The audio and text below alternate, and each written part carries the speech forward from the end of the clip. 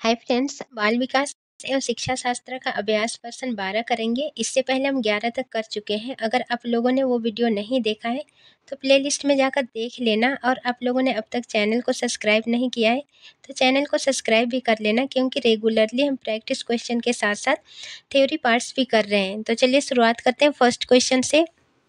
छात्र के अधिगम में अंतराल का निदान निम्नलिखित के बाद करना चाहिए।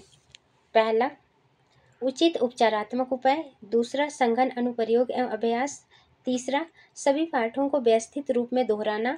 चौथा, निष्कर्षों से शिक्षार्थी तथा अभिभावकों को अवगत कराना। तो इसका सही आंसर हो जाएगा पहला, उचित उपचारात्मक उपाय।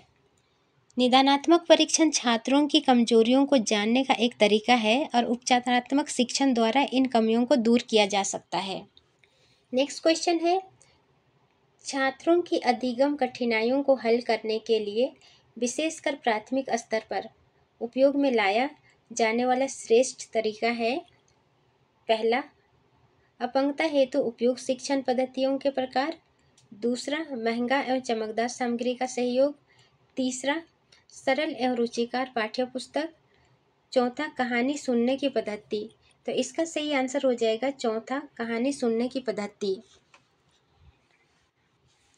अधिगम कठिनाइयाँ कठिन पाठ्य पुस्तक, कुशल तकनीक का अभाव, अप्रभावी विधि के कारण उत्पन्न होती है। और कहानी विधि का मुख्य उद्देश्य विषय सामग्री को स्पष्ट करना, विविध और रुचिकर बनाना।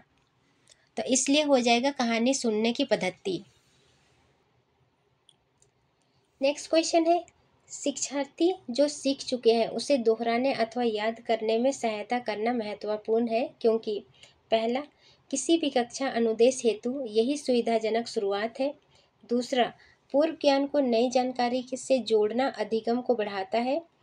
तीसरा, पुराने पाठों को दोहराने का यही प्रभावपूर्ण तरीका है। चौथा, यह शिक्षार्थी की स्मृति को बढ़ाता है और इससे अधिगम को सशक्त बनाने में मदद मिलती है। तो इसका सही आंसर हो जाएगा दूसरा, पूर्व ज्ञान को नई जानकारी से जोड़ना अधिगम को बढ़ाता है। यानी कि दोहराव नई जानकारी को पूर्व से जोड़ने में मदद तो करता ही है, जिससे सीखने की प्रक्रिया भी मजबूत होती है। नेक्स्ट क्वेश्चन है, रचनात्मक मूल्यांकन के लिए निम्न में से कौन सा सही तरीका नहीं है। यहाँ नहीं है पूछ रहा है। पहला, कार्य देना। दूसरा, मौखिक प्रश्न। तीसरा, सत्र परीक्षा। चौथा, प्रश्नोत्तरी और खेल। तो इसका सही आंसर हो जाएगा तीसरा, सत्र परीक्षा।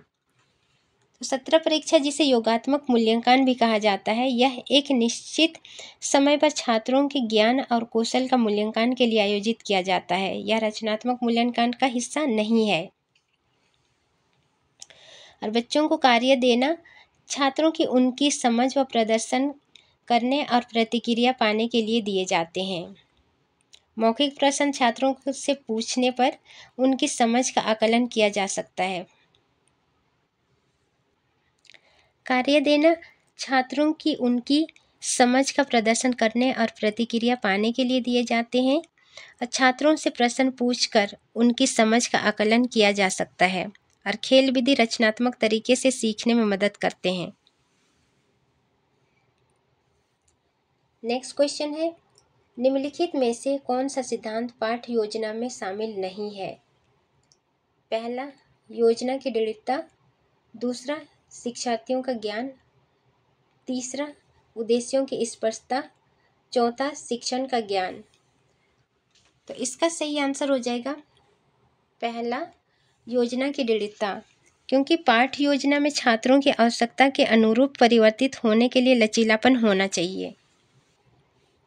नेक्स्ट क्वेश्चन है, शिक्षण से अधिगम पर बल देने वाला परिवर्तन हो सकता है। पहला, रटने को प्रोत्साहित करके। दूसरा, अग्र शिक्षण की तकनीक अपनाकर। तीसरा, परीक्षा परिणामों पर केंद्रित होकर। चौथा, बाल केंद्रित शिक्षा पद्धति अपनाकर।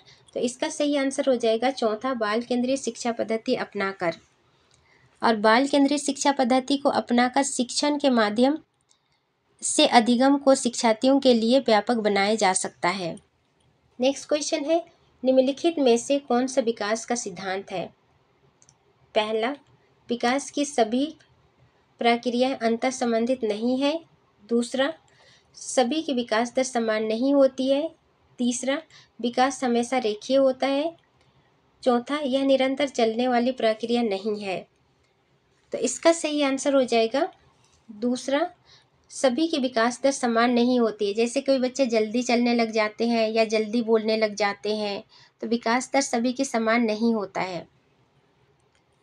नेक्स्ट क्वेश्चन है, विकास कभी न समाप्त होने वाली प्रक्रिया है, यह विचार किससे संबंधित है? पहला, अंतः संबंध का सिद्धांत। दूसरा, निरंतरता का सिद्धांत। तीसरा, एकीकरण का सिद्धांत। चौथा, अंतःक्रिया का सिद्धांत। तो इसका सही आंसर हो जाएगा दूसरा, निरंतरता का सिद्धांत। नेक्स्ट क्वेश्चन है, बच्चे के विकास के सिद्धांत को समझना शिक्षक की सहायता करता है। पहला, शिक्षार्थी की आर्थिक पृष्ठभूमि को पहचानने में। दूसरा, शिक्षार्थियों को क्यों पढ़ाना चाहिए, यह औचित्य स्थापित करने में। तीसरा, शिक्षार्थियों की भिन्न अधिगम शैलियों को प्रभावी रूप से संबोधित करने में। चौथा, शिक्षार्थी के सामाजिक स्तर को पहचानने में। तो इसका सही आंसर हो जाएगा तीसरा, शिक्षार्थियों के भिन्न अधिगम शैलियों को प्रभावी रूप से संबोधित करने में। नेक्स्ट क्वेश्चन है, बच्चों में सीखने और सुनने के लिए अधिगम योग्य वातावरण के लिए निम्नलिखित में से कौन उपयुक्त है? पहला, एक लंबे समय के लिए निष्क्रिय रूप से सुनना। दूसरा, निरंतर गृह कार्य देते रहना। तीसरा, सीखने वाले द्वारा व्यक्तिगत कार्य करना। चौथा, शिक्षार्थियों को कुछ यह छूट देना कि क्या सीखना है और कैसे सीखना है। तो इसका सही आंसर हो जाएगा चौथा, शिक्षार्थियों को कुछ यह छूट देना कि क्या सीखना है और कैसे सीखना है। इससे छात्र स्वतंत्रता पूर्वक अपनी भावनाओं को व्यक्त कर सकते हैं। नेक्स्ट क्वेश्चन है, माप का पहला चरण क्या है?